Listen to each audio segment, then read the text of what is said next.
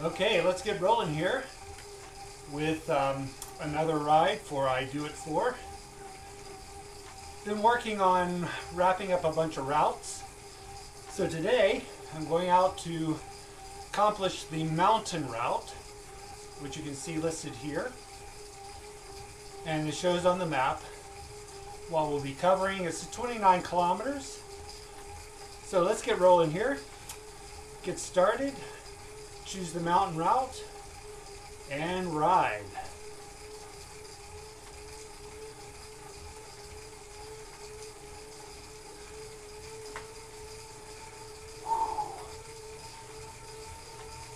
Of course, I'm riding for Larry McKeithen. idoitfor.org/LarryM. So if you'd like to participate and help out, head on over there to give for Larry.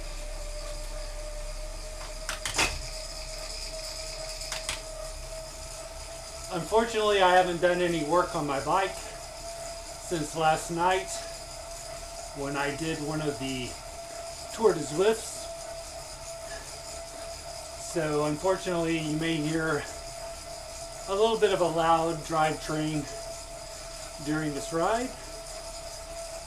Hopefully I will sort that out here soon. So heading out on the mountain route.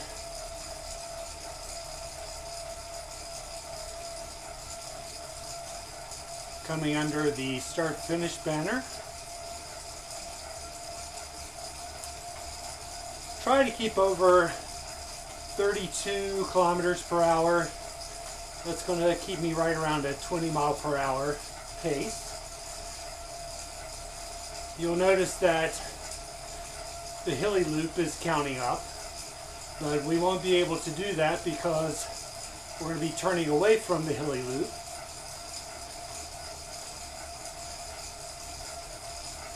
I'm on level 50.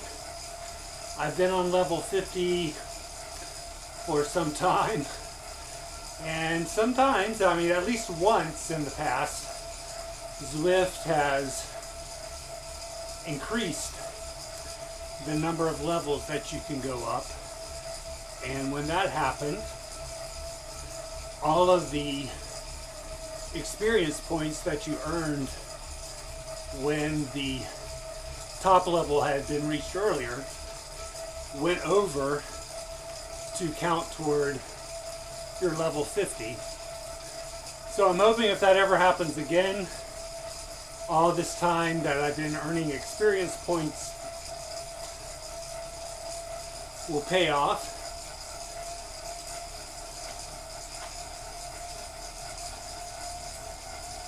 And I will be able to more quickly move up to whatever area they, or whatever level they bring in from there. I notice right now that my Sturzo is not engaged. So let's give that a try. I'm going to pause here, show you how that works.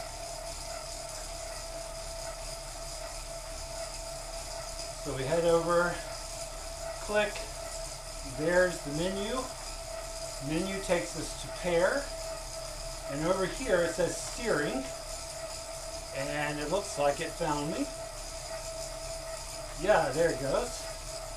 So I'm connected.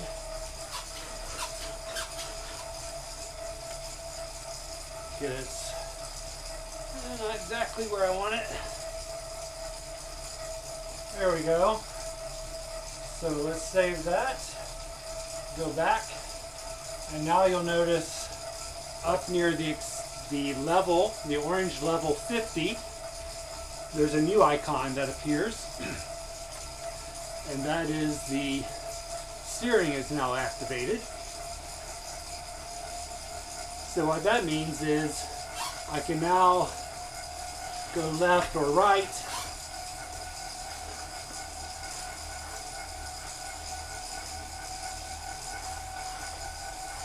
Whee! And we're off.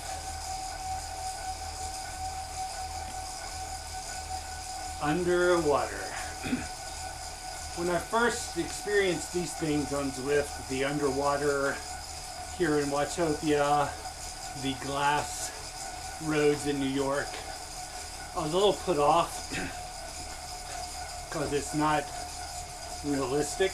But when you think about it, there isn't a lot of realism in what happens on Zwift. So I've gotten used to it and I've come to experience it, and I'm actually thankful for the variations that it brings into the ride. Ah, don't hit him! Whoa! Went around him. Now, what's any advantage of having the Steerzo? I don't think I've experienced it so much. I have been able to do things a little, some courses, some of the tracks, by cutting in and using the apex, just like you would in real life. You can kind of cut off the corners, and it really does save you time. You notice it more in group events where you will be going into a corner with someone else. You're able to take a more aggressive line and you go flying by them in that turn, even if they're putting out the same wattage you are. So that's one advantage of it. But has it really made that big of a difference? No, but it does add to the experience. It gives you something to think about and be distracted about while you're riding on your indoor trainer. So that means it's good.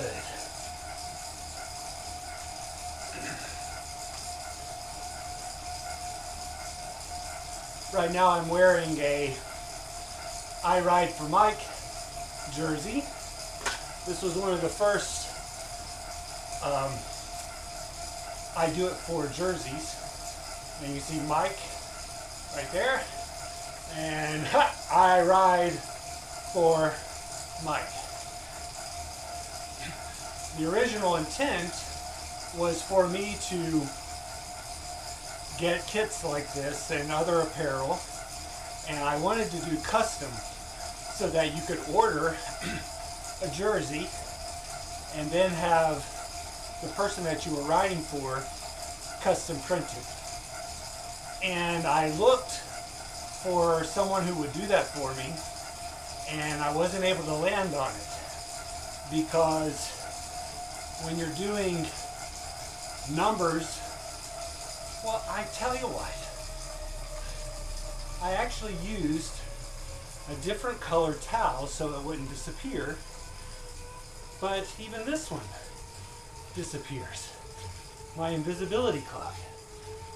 It's kind of like the invisibility power-up that they give you here on Zwift.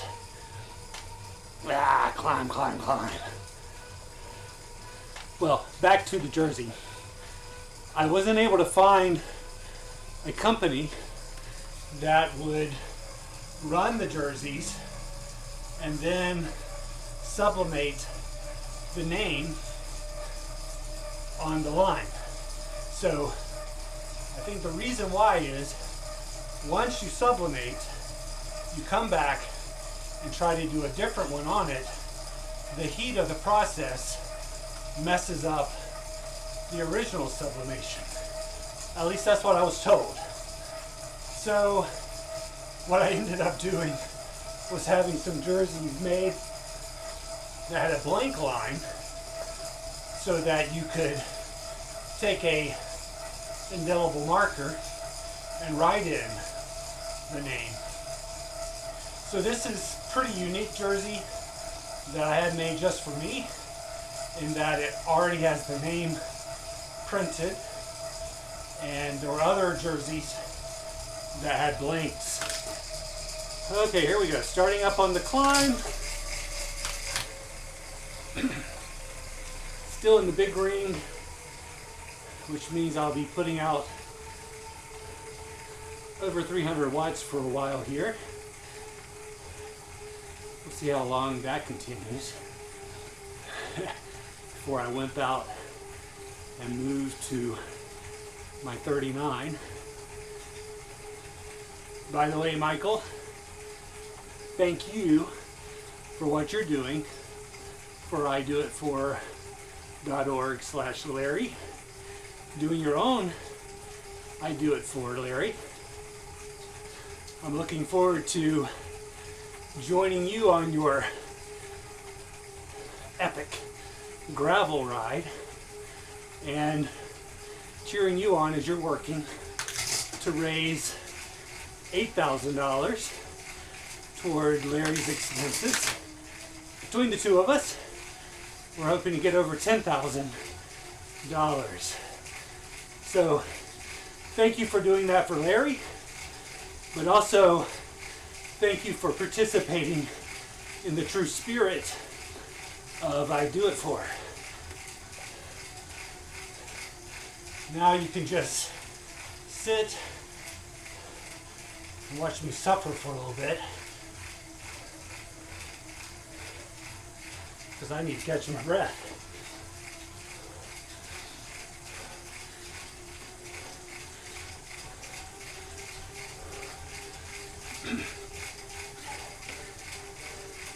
I really got to get my bike adjusted.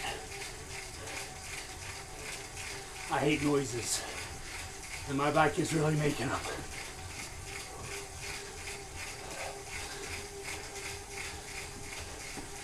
So 350 watts is well above what I can sustain for a long period.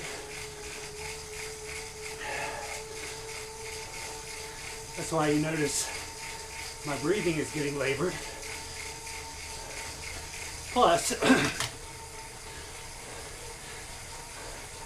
I'm talking. I have not perfected that art.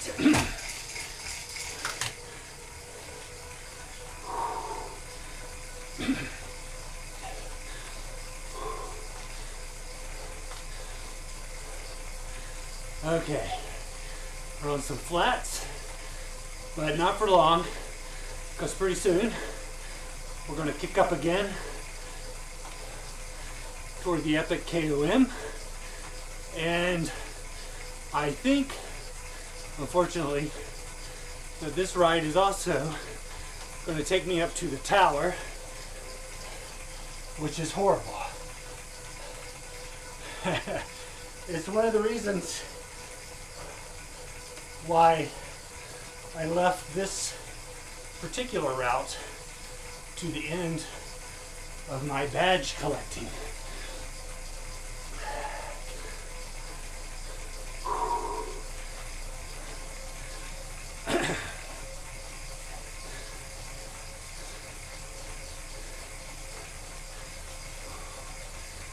In case you're wondering, I'm about 52 years old. February next month, I'll be 53. I weigh in anywhere between 170 and 174 pounds.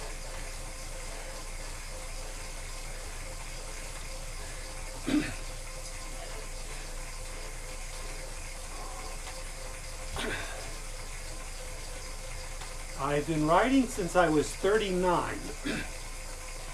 Well, I take that back. I was riding mountain bikes in my 20s, but it got too hard for me to get away, because I'd have to load the mountain bike up on my car, drive away, find a place to ride my bike where there were trails, spend my time there, ride back, and my evening would basically be gone. So I found that with the road bike, the ride started at my driveway, and I could go out quickly and get back as soon as I needed to, and utilize all the time for my exercise. So I began to move away from the mountain bikes. Then I stopped entirely and ballooned up to about 180 plus pounds after being 155 in college. And my wife said, get back on the bike. You're getting grumpy and you're getting fat. You need to do something. So I got out my old mountain bike and got back on it. Hey Siri, turn on right crosswind.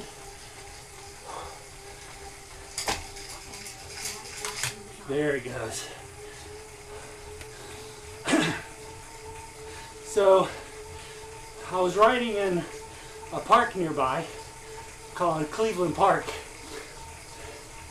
and I was riding along the single track, just a very small one, and I looked up the road that was going above me, and there were a bunch of road cyclists going by, and I was like, I feel like an ugly duckling, and they are the swans. And I, at that moment, decided I was going to give road biking a try. Oh, here we go. Hope you won't be offended if I drop down to the 39. Slow down a little bit so I can finish my story. Well, I went to my favorite cycling shop, which unfortunately closed last year. Sunshine Cycle Shop in Greenville. And they set me up with my first road bike,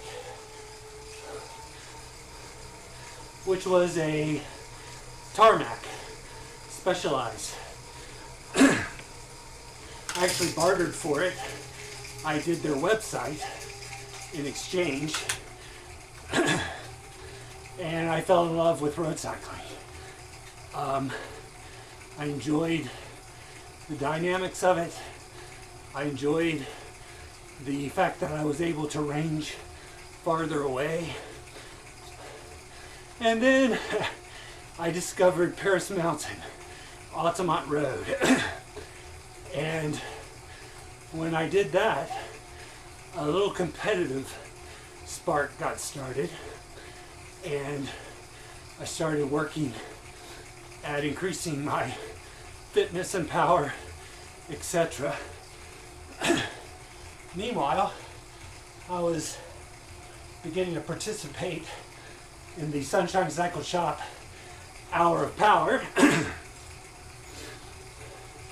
And I found that I was able to keep up pretty well with the younger dudes, even though I was about to turn 40. And I set it as my goal to complete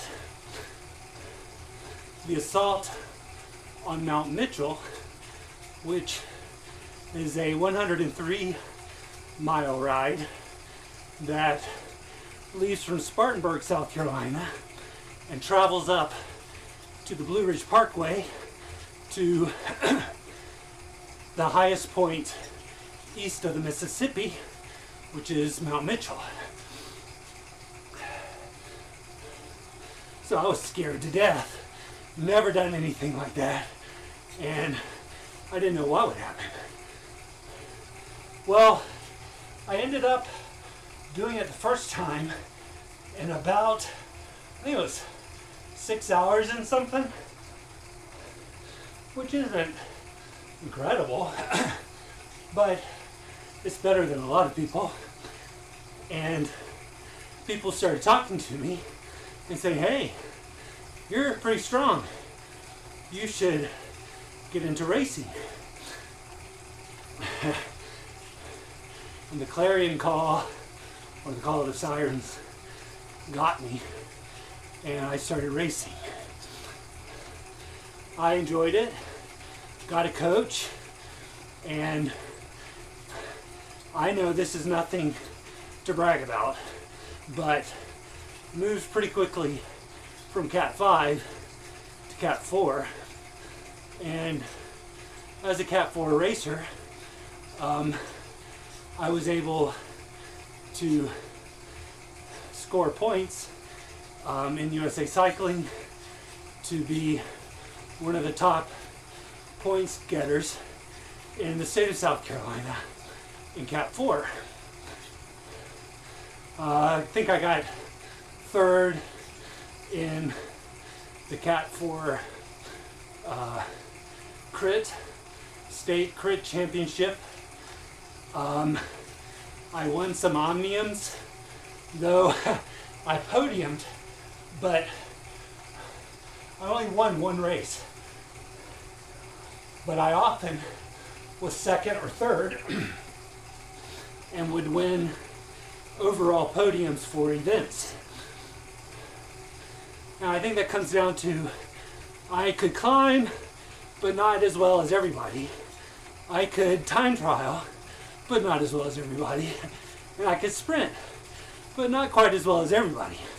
So I was kind of that all-around guy. Then I was in my first Cat 3 race after I upgraded,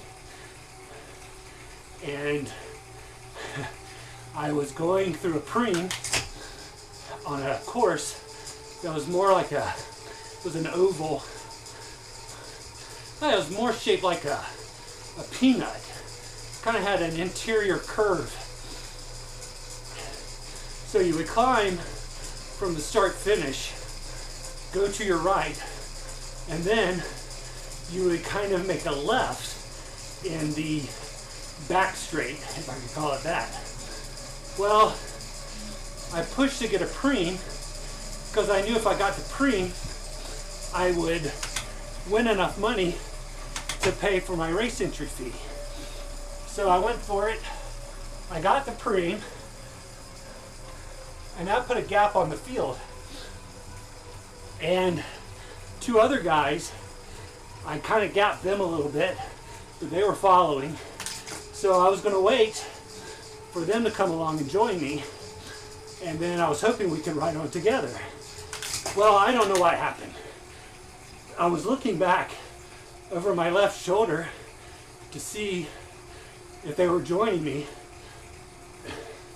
and it was right at that point, as best I can tell, the turn in the road changed. And when that happened, I hit a culvert, one of those concrete things that covers the drainage that goes under the road. And I hit that, and the people watching me said I went straight up over the handlebars and fully extended before coming back down, and I landed on my head. Of course, I don't remember any of this. And the next thing I know, someone was asking me questions. They're like, "Where are you? And what day is it?" And I said, "Well, it's Thursday, and I'm at the BMW test track." Because it was actually Saturday, and Thursday I had been racing at the BMW test track.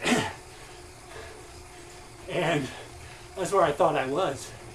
But then suddenly, it was like a light came on, and I realized I was at it was actually a corporate parking area off of a road, off of I-85, and it was Saturday. So I was like, whoa, hold it. It's Saturday, and I'm at this place. And I saw the relief in the eyes of the EMT. So they wouldn't let me move my head, and they put a brace on me, and they carted me off to the hospital, where I did find out that I had a broken C1 vertebrae. And I learned at that point that had I broken both of them, C1, C2, it probably would have sent my spinal column into my brain and would have left me paralyzed or dead. So I was very thankful that I was alive. So I was sitting there in the hospital bed, feeling sorry for myself, but yet wondering when it was I was going to be able to race again. And my teammate came in, gave me the Preem, which didn't help very much with the doctor's bill. But I was still alive. Well, the rest of that story is, this happened in June, and I had already started planning on doing a ride from Memphis to Raleigh in September. And I asked my doctor about it, and he was like, there's no way you're going to be able to do that. But thanks to Zwift, I was able, as soon as I could, which was probably sooner than the doctor wanted me to, I was able to get on my trainer where I wasn't fearful, and wearing a neck brace, I was able to keep my fitness level up. And I got the neck brace off in August, the very end of August, and then was able to do my ride in September, which was a 7-day, 760-mile event. So I was very thankful to have healed so quickly and was able to fulfill that ride for Mike. But I did come back. I did race a couple of times, but I'll be honest, I just didn't have it anymore. The desire to get out there had waned. I wouldn't say I was scared. It was more like I took an assessment and said, am I really getting what I want out of this? Spending a lot of time training, a lot of time, and frankly a lot of money traveling to this race or that race, keeping up with equipment, paying for a coach. It just didn't add up. So I said, well, I will keep my license. Maybe sometime I'll get out and race. And here in Greenville, every February, there's the Hincapie Spring Series. And every year I've always said, I'll at least go out and do the first race. But I open the door, it's cold outside, and I don't think I want to. Because if you're not in the mix and you're just field fodder, when you know that you could potentially be more, and you actually have had experience where you were a little bit more, it's hard to get out in the cold and just sit in or do an attack.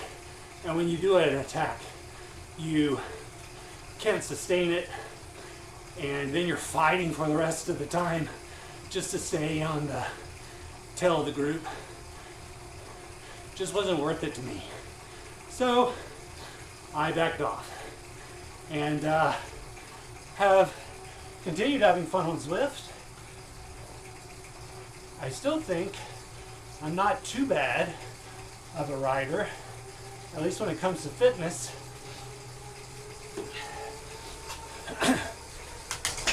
When I'm in a group here on Zwift and maybe racing, I can finish in the top 10 of a B race if it's short. The longer ones, I can't do it. I just don't have that ability to hold a sustained effort. But like a crit, I can finish in the top 5 in a crit city race, or city crit race, whatever they call it here on Zwift, in the B group. But if it's anywhere close to 30, 40 kilometers, I can't hold it. My endurance just isn't that good at that point. But, you know, as you can see, I can put out some efforts up around 450 without thinking about it too much. And I do enjoy pushing it. And I actually enjoy a little bit hurting. Cyclists understand. When your legs are hurting, but you fall into that zone where they just keep doing what they do without you having to tell them, and you just keep turning the pedals over. Just kind of get in the zone. I think all cyclists can understand that. Ha! 1923. I think once, early on, I did 18 something. But those days are gone.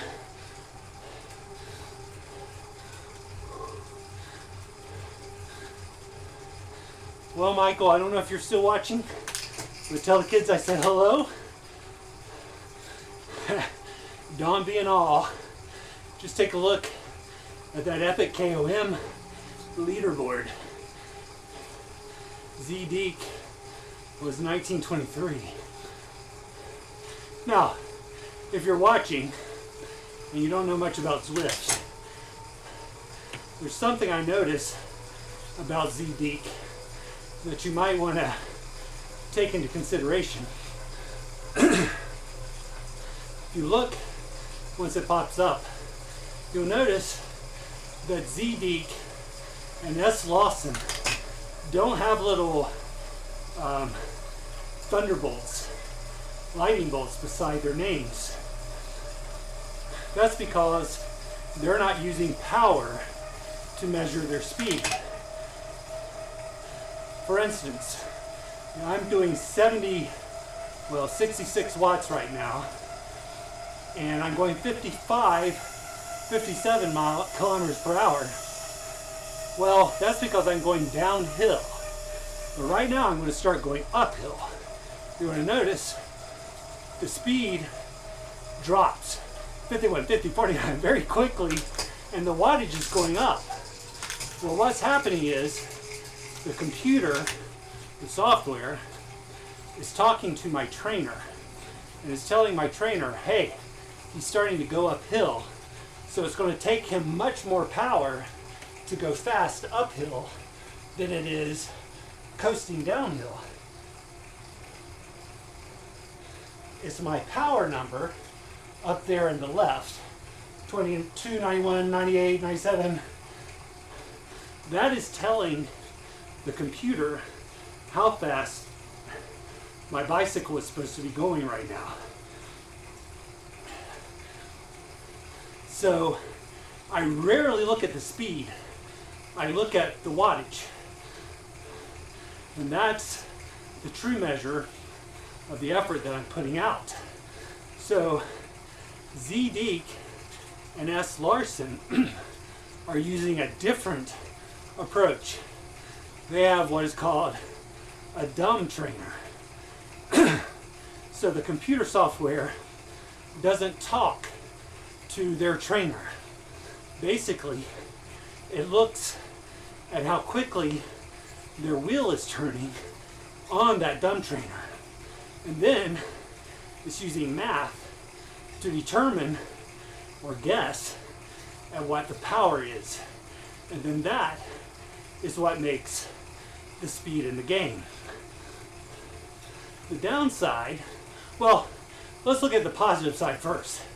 The positive side is that it makes the barrier for entry into Zwifts pretty low, because you can pick up a dumb trainer pretty inexpensively and you can get on Zwifts and get rolling. So I am all for it because it gets more people involved. However, the downside is that that math is affected by lots of variables. The air pressure in your tire, the grippiness of your tire, how strong of a connection does that tire have with the trainer. So it's not always an accurate number, and it tends to err on the side of speed. So often when you see someone in a very fast climb on a dumb trainer,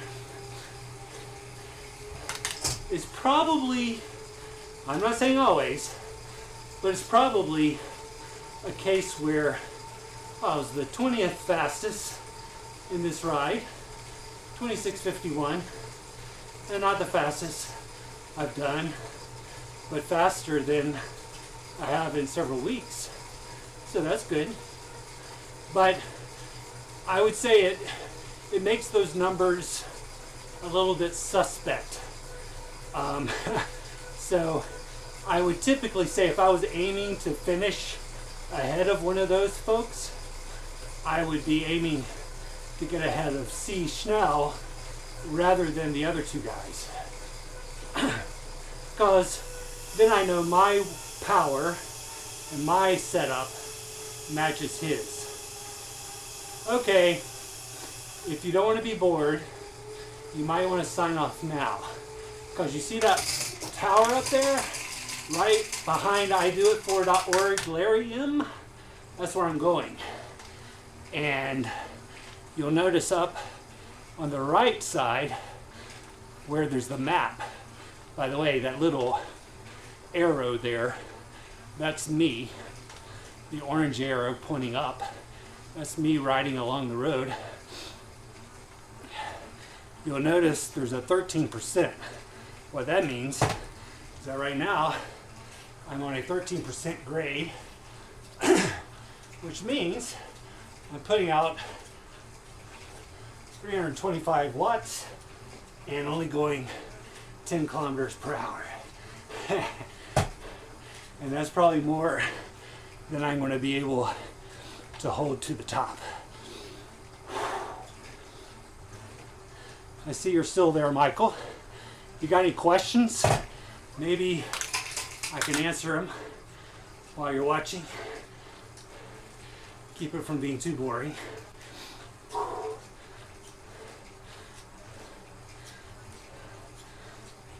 I don't know if I'll be able to talk because you actually can't really go slow on this climb, or you'll just come to a standstill. So it takes a lot of wattage just to climb. So I'm going to suffer in silence for a little bit.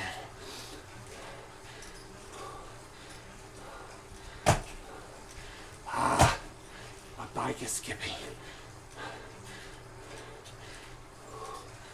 under this load. Stop it.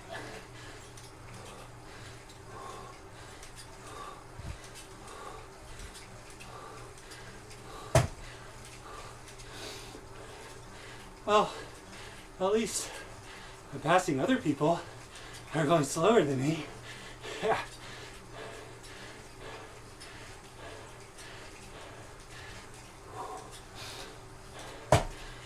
like going too slow because it just makes it last that much longer.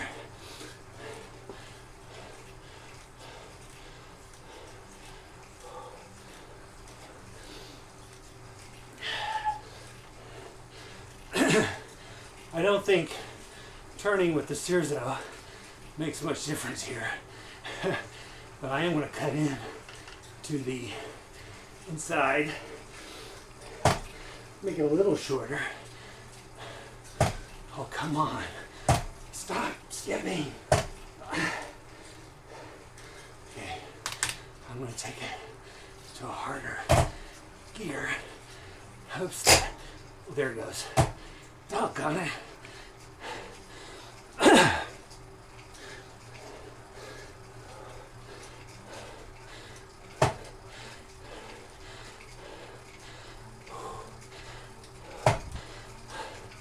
I always hate this climb. Of all the things on Zwift, I'll do Alpe d'Huez or Alpe d'Huez. I'll do anything not to have to do this one.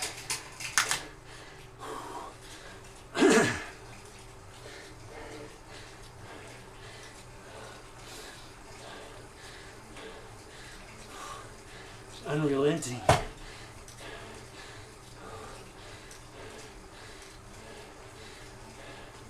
Another cool thing about Zwift is riding with people from other countries. Looks like there's a Korean contingent out here.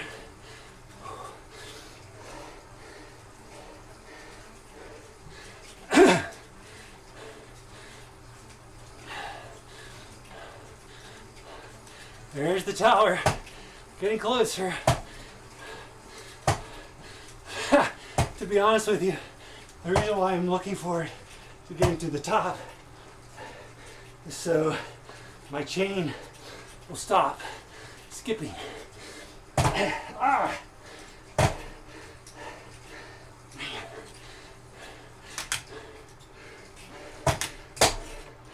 There. Come on.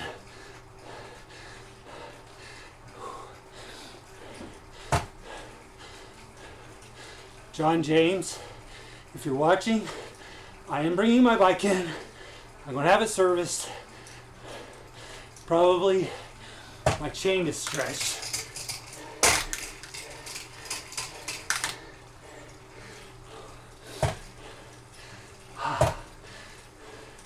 Come on.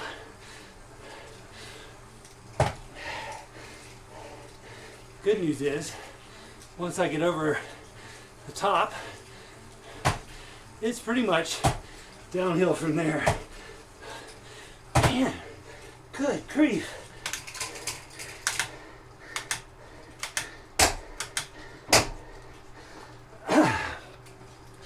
Okay. Ugh. That didn't help.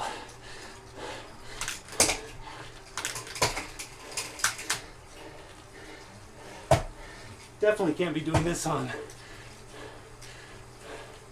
the Ride for Larry.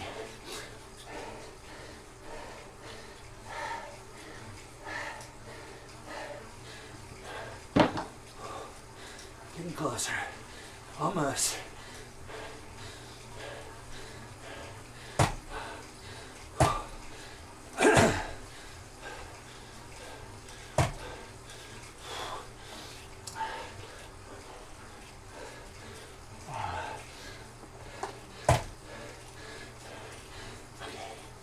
Almost. Past this boulder, starts leveling off. I can do it.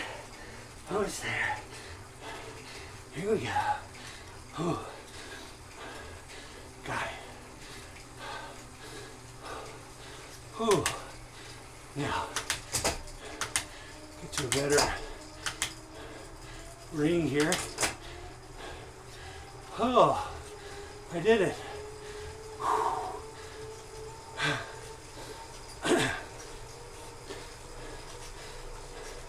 Well, there are other badges you can get.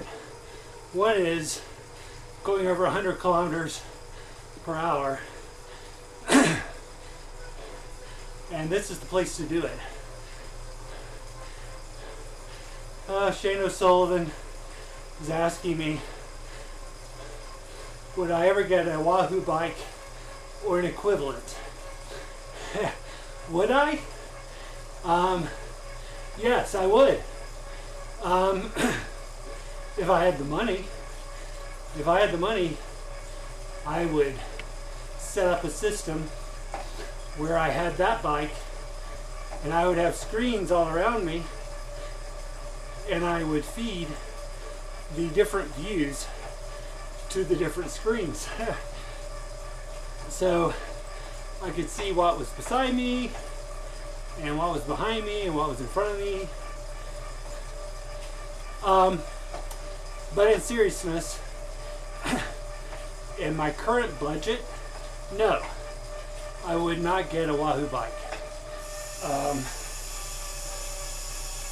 I can use my giant TCR frame that I talked about in my last ride and put that on my kicker and I'm good. It's a dedicated bike frame on one of the best trainers in the business.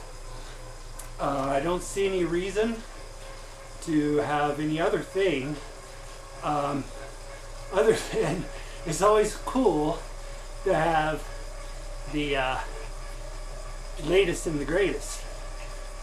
But I don't think for me that would be the best investment for the thousands of dollars it would take to have that bike. Plus, I do kind of like the Sterzo, however you pronounce it, and I'm not certain that you could use that on the Wahoo bike. I think on that bicycle, if you wanted to do that, you would have to map to buttons on the handlebars. So turning right or left, like you do with the Sterzo, would be more of a button push. Okay, I'm moving up into the big ring. Things should move a little smoother now. So I don't know if that answered your question, but that's my answer. It is cool. I also like the fact that you can, if you had multiple people riding in your household, you could more easily adjust the bike for the different people. So that would make it something maybe worth it. Climb! I thought it was all downhill. You forget about these little kicks.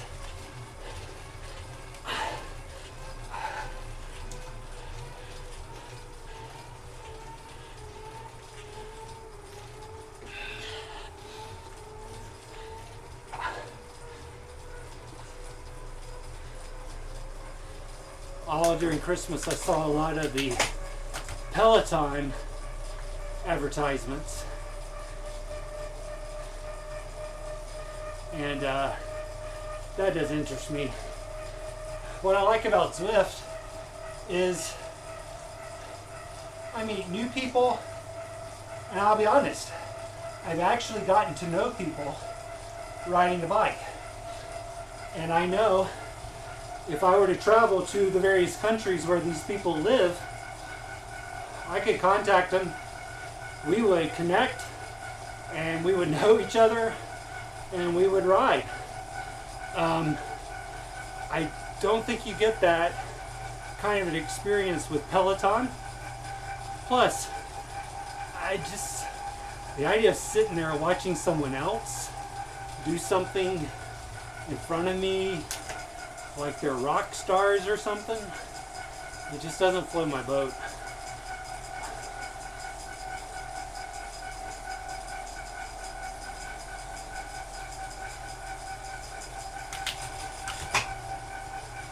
You know, the kicker climb, Shane, my concern with that is I do like to sprint, and I'm concerned just when I'm sprinting, what would happen to the climb, the kicker climb. Plus again with the Sterzo, I don't think the kicker climb would work on the Steerzo because the base is too wide. So, plus, what is it, $600 just to move up and down? I don't know. I would get that before I would get the kicker bike or the Wahoo bike. And if I were to get anything else for my Zwifting experience, that would probably be the one I would get. I don't know if I would use it all the time though.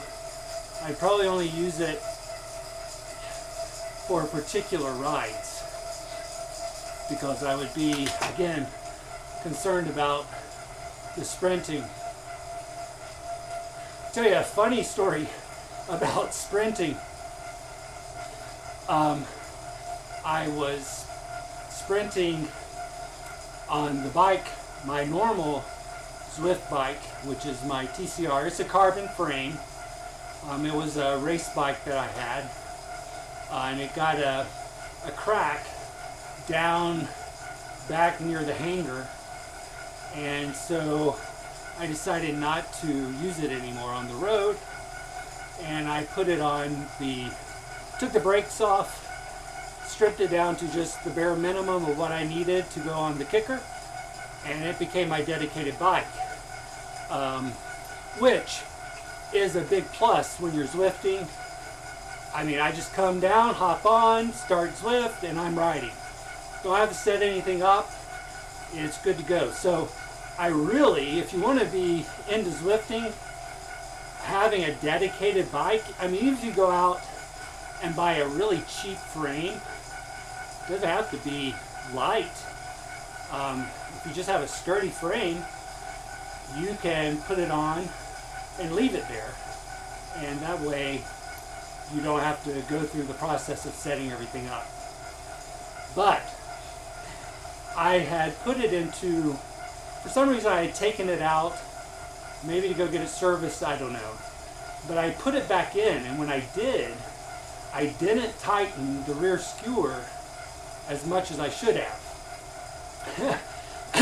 So, I mean, I went into a sprint, I think it was a race, and I'm certain I was doing over 1,000 watts, maybe a little bit more. And then I just had this weird sensation of tumbling, and I just couldn't figure what was going on. What had happened was the left side of my bike came out of the kicker, and the right side stayed in. And so what was happening was I was falling over to my right, and the skewer was slowly bending. So it wasn't like I just fell flat. It was almost like a slow fall. And the next thing I knew, I was laying on the ground, and I was, what on earth was going on? So I can say I'm one of those few people who have actually crashed riding on Zwift. And it wasn't my computer that was crashing, it was actually me. So thankfully, the skewer bent and not my bicycle. So I just stuck another one in there, and then the bike's been doing fine. So that's one of the funny stories I have from Zwifting.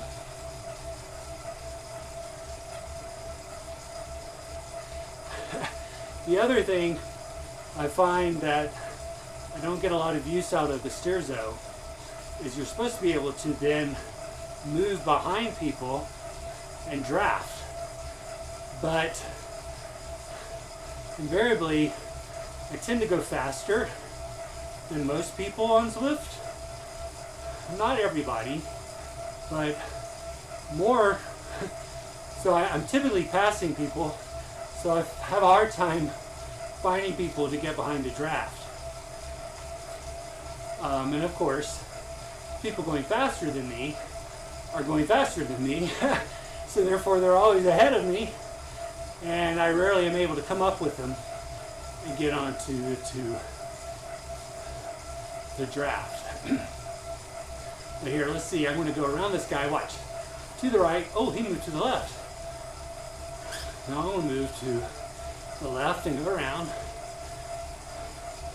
Now you're not really steering truly left to right. What you're really doing is you're choosing a line. So you can actually see it happen. I move a little bit and it moves me into a line on the far left.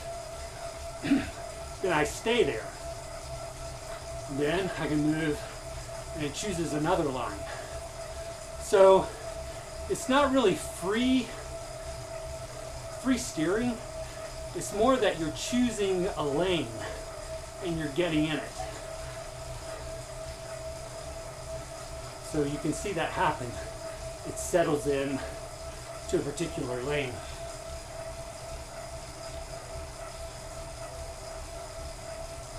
I actually prefer not to have the steerzo when I'm in a big group, because if you want to draft in a group, you want to get into it, kind of lose yourself in the middle. But with the steerzo, once you get out of the group, it's hard to steer your way back into it. So I typically will forget about the steerzo if I'm in, say, one of the bot rides. Let's see, we're at 25.8 kilometers, almost 26. I think this is 29. So getting close to the finish here. Once again, one of the positive things about doing these YouTube videos is that talking to you guys. Hey, there's Scotty. I want to give a shout out to Scotty Weiss, because Scotty is the first Zwifter to have donated to the idoitfor.org/Larry M ride. So I want to say publicly, thank you, Scotty, for that donation and being the first Zwifter to participate. Okay, you want to see me go for a sprint? Let's see what I can do. Hopefully my chain won't break on me. So getting down to the 53:11. Ooh, this is going to be hard. 22.99. You want to spin up before you get to the start, which comes up right here. So go!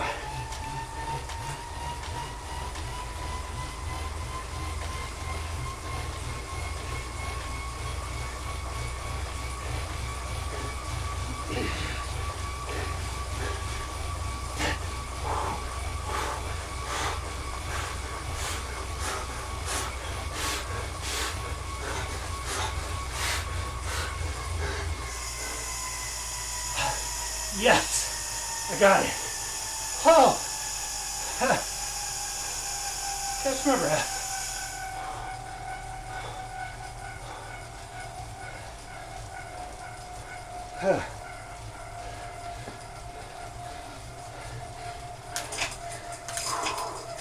As you can see,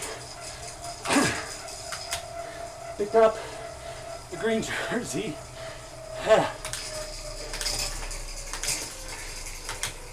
Right before you got the climb. Woo! Huh.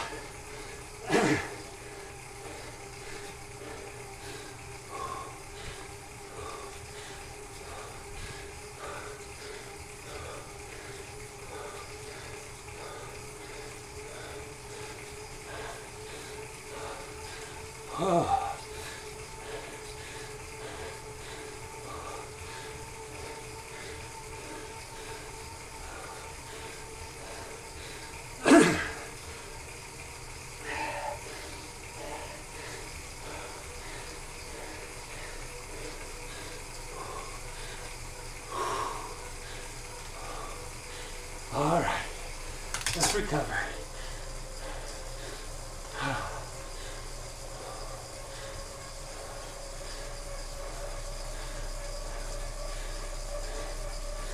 Sorry for not talking.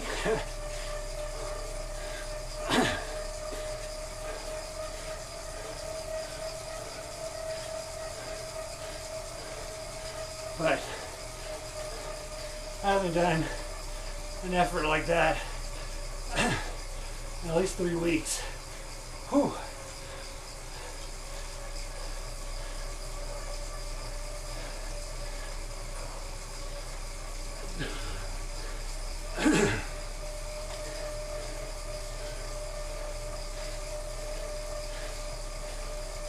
I can remember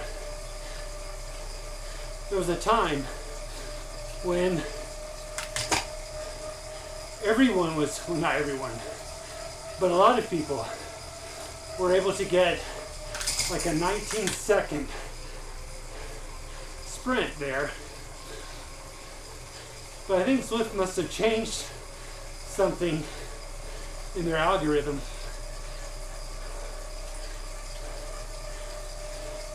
Yeah, Michael,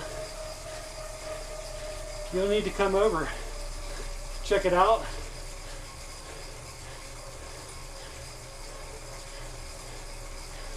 Love to have it. And of course, we're going to need to keep training for your ride on April 3rd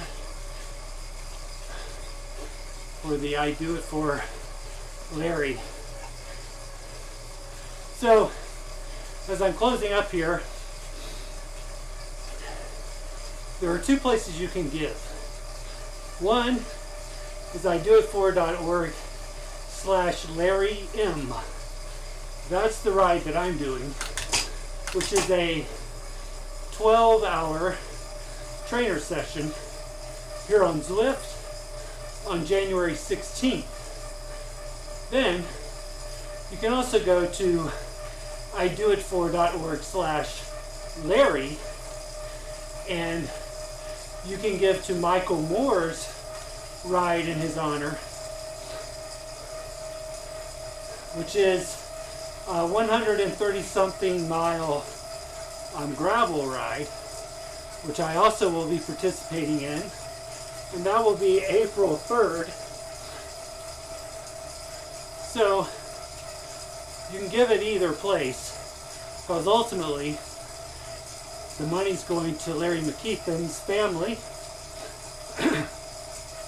and we're hoping to hit over $10,000 grand total. So please do that. Encourage us, encourage Larry, encourage his family by participating and giving. Well, here we are, we're at the end. I should get a notification that I finished the badge. Let's see, right about now. There it is, route complete. Take a picture of that.